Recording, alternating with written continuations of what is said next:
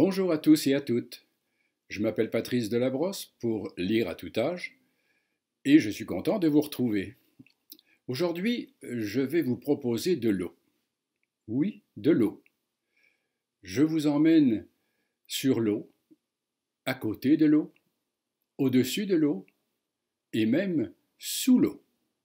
Allez, venez avec moi, pas besoin de costume de bain. Commençons sous l'eau, tiens. En fait, sous la glace. Et parlons de la pêche aux poissons des chenaux, près du Grand Saint-Laurent. Avez-vous déjà vu un vrai village sur de la glace? Eh bien, ça existe tous les ans sur la rivière Sainte-Anne, à mi-chemin entre Trois-Rivières et Montréal. Et c'est pour pouvoir pêcher en plein hiver. Vous vous en doutez bien, le phénomène de la pêche aux poissons des chenaux n'est pas nouveau. En l'an 1000 de notre ère, les Iroquois la connaissaient déjà. Des écrits des premiers colons français rapportent la présence du poisson d'hiver à Trois-Rivières et dans le fleuve Saint-Laurent. La pêche y était d'ailleurs pratiquée au début des années 1600 par des Algonquins. Le hasard fait toutefois bien les choses, et là c'est la municipalité de Sainte-Anne-de-la-Pérade qui parle, le Poulamon ayant dû quitter la rivière Saint-Maurice trop polluée par l'industrialisation, il a choisi d'adopter la rivière Sainte-Anne pour venir frayer. Quand le déménagement s'est-il produit? Allez donc savoir. Ce n'est qu'en 1938 que la présence du Poulamon fut découverte par un monsieur Eugène Maillot, venu découper des blocs de glace pour la glacière familiale. Les premières cabanes ne tardèrent pas à s'installer. Bien que petites et très rudimentaires, elles permettaient aux villageois de pêcher à l'abri des intempéries. Peu à peu, la bonne nouvelle fit son chemin. Dans les années 40, les visiteurs venaient en train pour profiter de cette manne de Noël. Le transfert de la gare à la rivière était assuré par les pourvoyeurs et leurs traîneaux à chiens. Un premier carnaval s'organisa dans les années 50 et l'événement ne cessa de gagner en popularité à travers la province. Au plus fort de la pêche aux petits poissons des chenaux, on pouvait compter plus de 1200 chalets sur la glace. Vers la fin des années 80, les effets de la pêche commerciale, pratiquée à l'aide de filets à anguilles, qu'on appelle des verveux, à l'embouchure de la rivière, commencèrent à se faire sentir. Le nombre de prises diminua et plusieurs pourvoyeurs durent fermer boutique. Au pire de la crise, on ne dénombrait plus qu'environ 230 cabanes sur l'ensemble du site. Les années de vaches maigres prirent fin avec l'obtention d'un moratoire interdisant l'exploitation commerciale en 1992. Aujourd'hui, la pêche aux petits poissons des chenaux se porte bien. Le banc de Poulamon n'est exploité qu'à des fins touristiques et récréatives, et les cabanes se sont transformées en tout petits chalets confortables, chauffés, éclairés et meublés. Une panoplie d'activités de plein air est offerte et la clientèle était majoritairement familiale. Et on peut même circuler en auto sur la rivière, du moment que la glace fait au moins 30 cm d'épaisseur. Le caractère original de l'événement attire environ 100 000 visiteurs par saison, dont un bon nombre en provenance d'Europe. On parle de plusieurs centaines de chalets ou cabanes et des retombées de l'ordre de 6 millions de dollars. Cette année, après presque un mois d'attente, la saison de pêche aux petits poissons de chenaux à Sainte-Anne-de-la-Pérade a commencé fin janvier, après avoir été retardée par Dame Nature et la pandémie. Ainsi, elle se sera terminée le 21 février. La saison aura été 2 fois plus courte que d'habitude.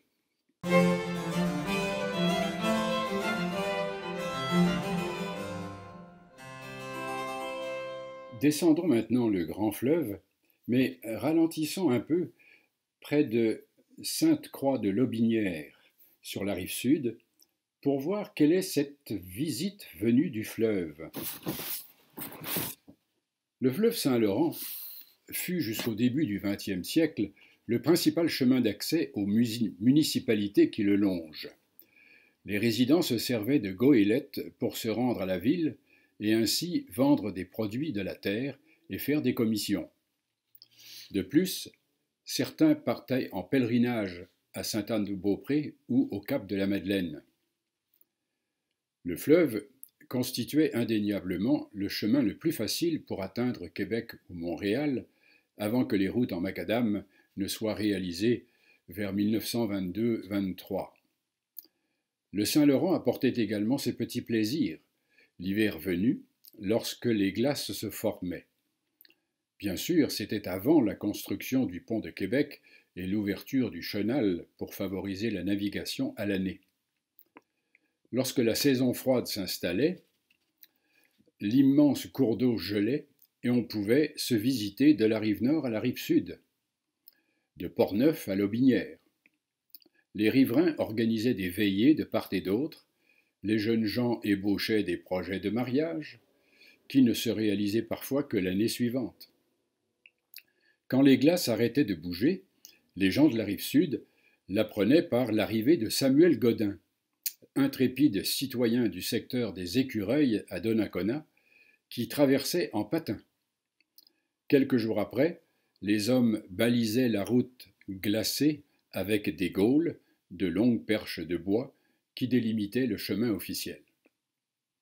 À cette époque, les battures permettaient également la pêche blanche, la pêche au poisson des chenaux dont on a parlé tout à l'heure. On y aménageait donc de petites cabanes de bois pour protéger les pêcheurs du vent. Les rives du fleuve étaient alors fort animées. C'est aussi par le Saint-Laurent que vinrent les premiers bâtisseurs de Sainte-Croix. Quelle épopée que l'arrivée du premier ancêtre des Legendre. Si l'un de vos amis vous disait à brûle-pourpoint que son ancêtre est arrivé en Amérique à la nage, vous auriez sans doute le réflexe de le traiter de loufoque ou de farfelu. Pourtant, c'est ce que pourraient vous raconter les Legendre d'Amérique dont l'ancêtre, Jean-Baptiste, s'est retrouvé à Sainte-Croix en d'étranges circonstances.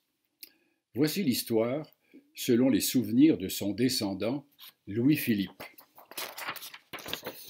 Le premier de la lignée des Legendre n'était pas un fils de Neptune sorti de la mer sur un char tiré par des chevaux marins. En fait, il aurait vécu à Paris, mais serait originaire du département de Maine-et-Loire. Aux alentours de 18 ans, Jean-Baptiste déserte ses parents, Jacques Legendre et Geneviève Catherine Oriotto, et s'engage au Havre en tant que matelot à bord d'un voilier en partance pour le Canada. Arrivé à Québec, Jean-Baptiste n'essaye pas de fuir tout de suite. Il attend le moment propice pour disparaître avant la fin du voyage prévu à Montréal. Un soir, le capitaine fait jeter l'ancre vis-à-vis de la rivière Jacques-Cartier. Du côté nord, les flots rapides du cours découragent Jean-Baptiste qui juge la rive sud plus sécuritaire. Même s'il doit nager plus d'1 kilomètre, des habitations sur la falaise lui donnent espoir. C'est Sainte-Croix. À la faveur des ténèbres, le fugueur se glisse à l'eau et, comme un phoque, rejoint la rive pour s'y blottir en attendant l'aube. Tôt le matin, il grimpe la falaise et se dirige vers une habitation où une vieille femme le reçoit. À la vue d'une chaloupe qui se détache du vaisseau, sans doute pour essayer de capturer le fuyard, la bonne Samaritaine lui ordonne de se cacher dans une barrique de lard salé alors vide. Mais, fausse alerte, la marée montante presse le capitaine de repartir et d'abandonner sa poursuite. Le gendre se présente, déballe ses projets d'avenir et gagne la sympathie de la maison. Afin de le protéger, on l'envoie loger chez le fils de la dame, lequel vit plus loin dans les terres. C'est ainsi que l'ancêtre Legendre arriva à Sainte-Croix à la nage. Jean-Baptiste devint un citoyen rangé, se mariant une première fois avec Suzanne Bourbeau le 2 avril 1720. Le couple s'établit sur une terre à Sainte-Croix et eut 2 filles. Son épouse décédant dans la fleur de l'âge, Jean-Baptiste se remaria le 24 novembre 1727 avec Anne Lemay, native de la paroisse voisine Saint-Louis de Lotbinière. S'ensuit alors une longue généalogie de Legendre. Toutefois, l'histoire ne nous dit pas si les descendants sont d'aussi aventuriers et d'aussi bons nageurs que leur aïeul.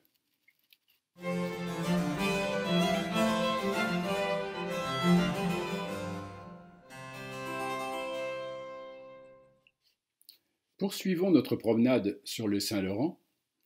Nous arrivons en vue d'une gigantesque structure métallique. Est-ce que le pont de Québec serait vraiment la 8e merveille du monde?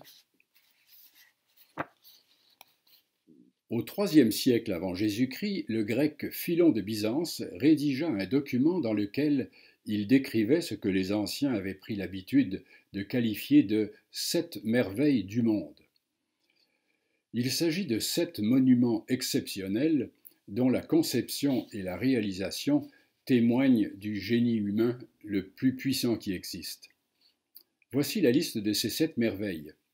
La pyramide de Khéops, la seule merveille qui subsiste aujourd'hui, les jardins suspendus de Babylone, la statue de Zeus à Olympie, le colosse de Rhodes, le mausolée d'Halicarnasse, le temple d'Artémis à Éphèse et le phare d'Alexandrie.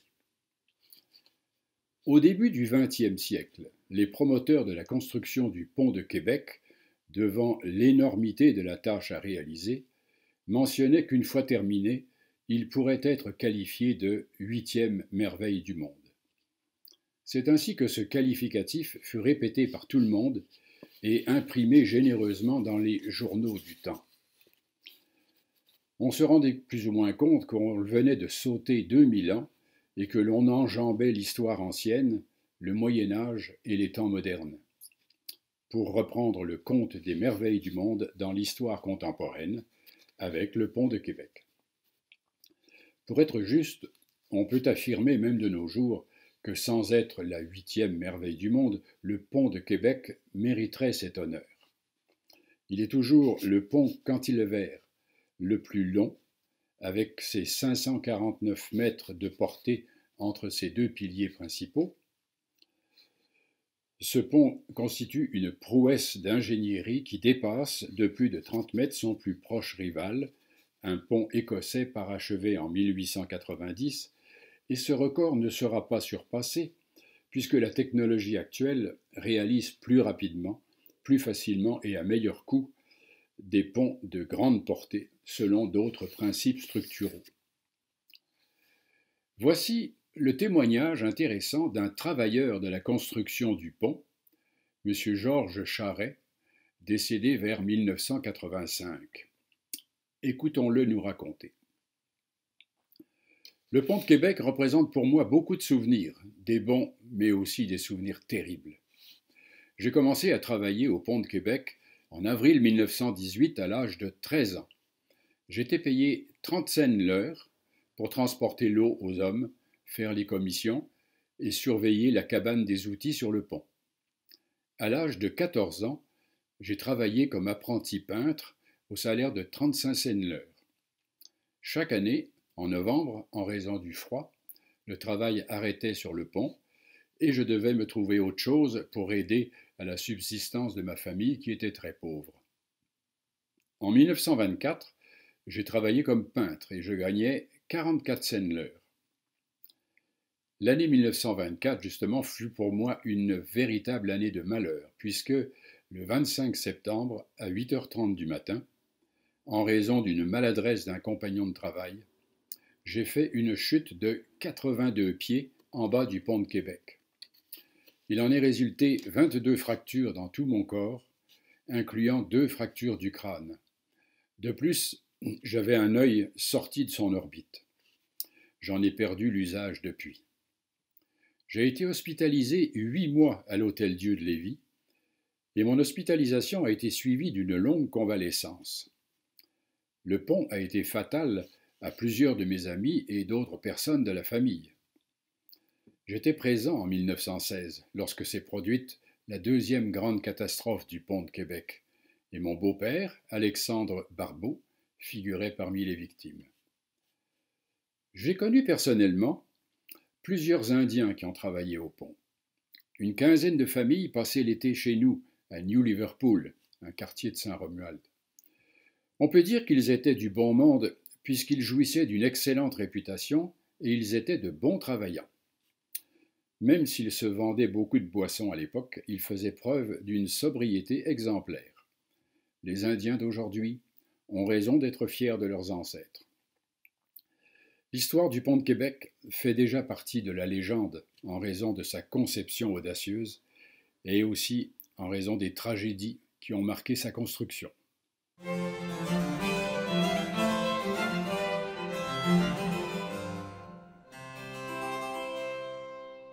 Nous partons maintenant vers le grand large, très loin, pour arriver de l'autre côté de l'Atlantique et y rencontrer les Terre-Neuva. Les Terre-Neuva sont les pêcheurs qui, du XVIe au XXe siècle, partaient chaque année des côtes européennes pour pêcher la morue sur les grands bancs de Terre-Neuve, au large du Canada. Ces pêcheurs étaient majoritairement français, mais également basques espagnols, portugais et anglais. Nous allons assister au retour des marins. C'est Hortense qui les aperçoit la première. La jeune épouse est pressée de présenter à son mari son premier-né, un fils.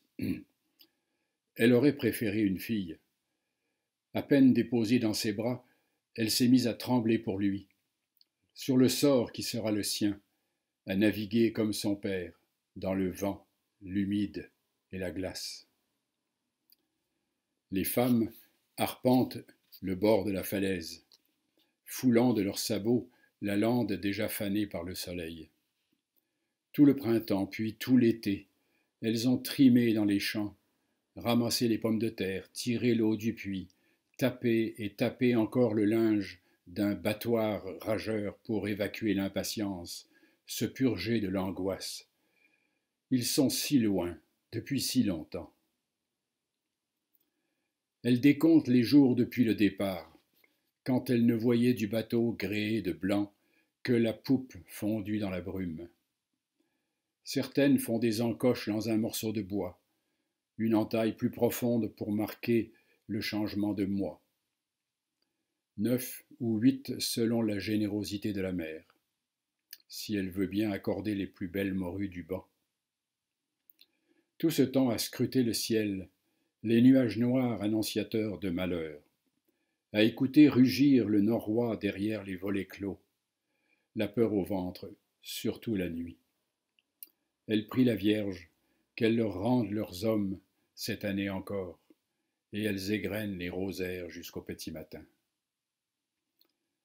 Elles imaginent le mari vêtu de son ciré jaune, aux pieds ses bottes de 7 lieues, qui lutte contre les déferlantes, les yeux brûlés par le sel, et les mains tailladées d'avoir vidé les morues avant de les envoyer dans la cale. Il faudra attendre qu'elles soient pleines à ras-bord pour rentrer, saluer l'armateur qui distribuera la paie au nombre de poissons pêchés. Le capitaine tient les comptes, personne ne se risquera à discuter. Alors seulement, ils seront des hommes libres de rentrer chez eux. Aujourd'hui, c'est la fête. Ils vont retrouver le pays, passer l'hiver auprès de leurs femmes, sous la tiédeur de l'édredon, bien différent de la cabane où ils s'assoupissent jusqu'au prochain branle-bas, une alcôve puante derrière un rideau douteux, sans aucune intimité. Ce soir, on mettra en route de nouveaux petits marins, entre soupirs et caresses. Les femmes serrent leurs fichus sur la poitrine. Novembre s'annonce à pas compter. Elles courent, longues ombres en file indienne. Déjà elles atteignent le ponton de ciment, négocient le virage en pente douce, et c'est un balai qui se dessine. Maintenant elles sont là, qui trépignent, rire nerveux et verbes hauts. D'autres ont choisi le silence, cloîtrées en elles-mêmes tout à leur bonheur. Elles espèrent qu'on ne les a pas oubliées. Les hommes aussi se font parfois des idées. Quand le temps est long entre deux pêches, ils se mettent à douter et se racontent qu'un ouvrier agricole, plus beau ou plus jeune, aura su séduire leur belle. Parfois, au retour, une lettre les attend, qu'ils relisent à s'en crever les yeux. Une autre femme court vite juste derrière Hortense, c'est Jeanne. Elle a vu appareiller son mari encadré de ses deux fils. L'un est âgé des 13 ans requis, l'autre un peu plus jeune, mais l'armateur en a décidé ainsi. Il faut bien 2 mousses sur la belle Océane, ce morutier peint de brun dont les hauts-mâts font sa fierté. Les mousses, tels des petits singes alertes, traversent le bateau en tous sens, grimpent à la une, prêts à toutes les corvées. Ils lavent le pont à grande eau, servent la pitance, patates et poissons, un oiseau parfois. Ils entassent les morues à main nue dans le gros sel de la soute, par tous les temps. Certains sont fiers, l'eau salée coule dans leurs veines. D'autres subissent un sort imposé. Le cœur de Jeanne s'est déchiré lorsque les 3 silhouettes ont cessé d'agiter la main au-dessus des flots. Son mari est la chair de sa chair.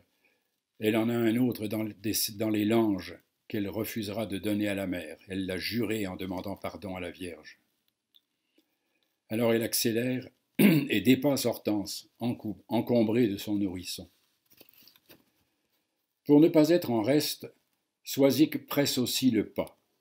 C'est son vieux qu'elle attend. C'était sa dernière campagne. Ses cheveux gris ont glissé du fichu. Une longue mèche détachée flotte dans l'air iodé.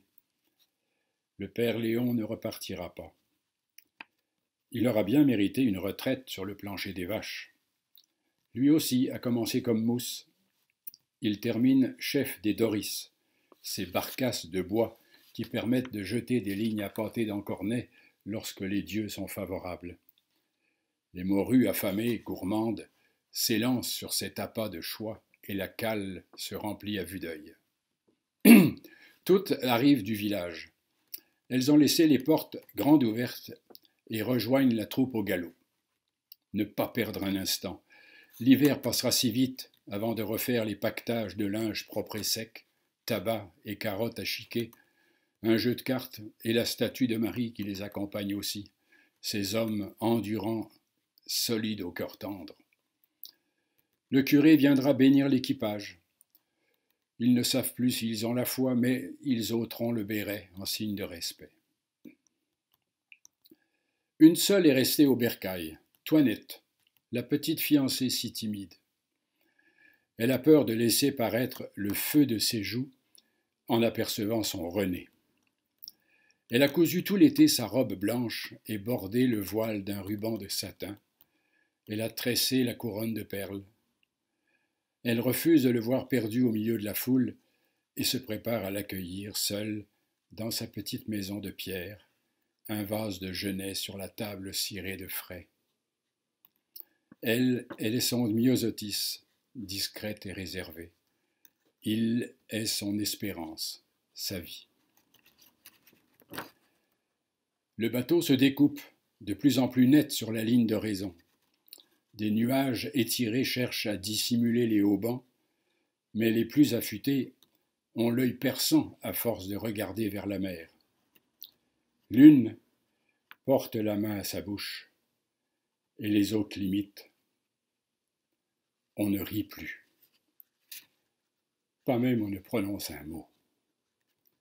Le pavillon est en berne, et chacun sait ce que ça signifie. Un homme est mort. Sa dépouille aura été cousue dans un drap lesté de plomb et glissée au milieu des flots, là-bas, au large, dans le murmure de quelques prières, suivies de chants arrosés de gnôles, c'est la tradition. Elles étouffent le même cri de douleur, priant que ce ne soit pas leur homme qui manque à l'appel. Et oui, les Terre-Neuvas n'avaient pas la vie facile. Leurs épouses non plus.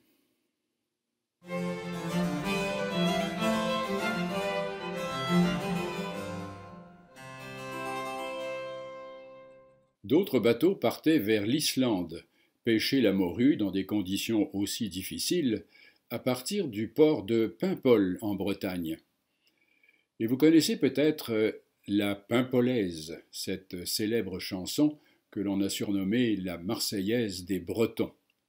Eh bien, en voici un couplet. Quittant ses genêts et sa lande, quand le Breton se fait marin, pour aller aux pêches d'Islande, voici quel est le doux refrain que le pauvre gars fredonne tout bas. J'aime Paimpol et sa falaise, son église et son grand pardon. J'aime surtout la Paimpolaise qui m'attend au pays breton. Oh, ça vous a bien rappelé quelque chose quand même. Allez, pour moi c'est fini aujourd'hui. Merci de m'avoir écouté.